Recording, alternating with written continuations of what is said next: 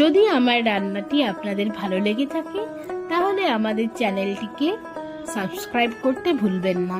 আর হ্যাঁ, একটা like, comment, share কিন্তু অবশ্যই করবেন।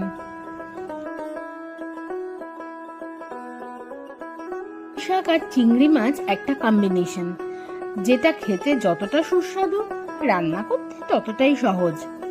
কিন্তু শাকটা একটু স্লিপারি, যে কাটতে গিয়ে ছুরি ফসকে গিয়ে আত্মা পর্যন্ত ছুঁয়ে দেয়।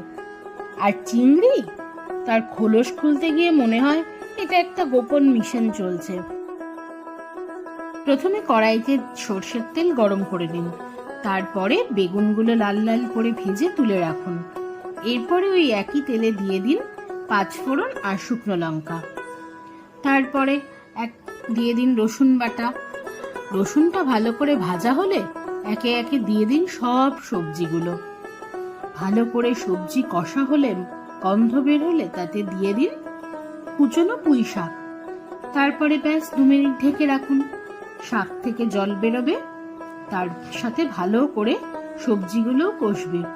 তারপর এর সাথে যোগ করুন ভাজা চিংড়ি মাছ। চিংড়ির সাথে পুঁই শাক মিশে অপূর্ব একটা গন্ধ বেরোবে। নুন, মিষ্টি সব একে একে দিয়ে দিন। তারপর ভালো করে কষিয়ে নিন।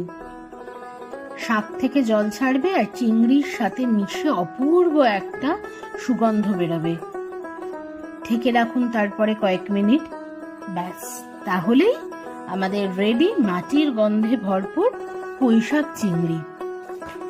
গরম ভাতের সাথে একবার খেয়েই দেখুন না, একবার খেলে বারবার খেতে মন চাইবে।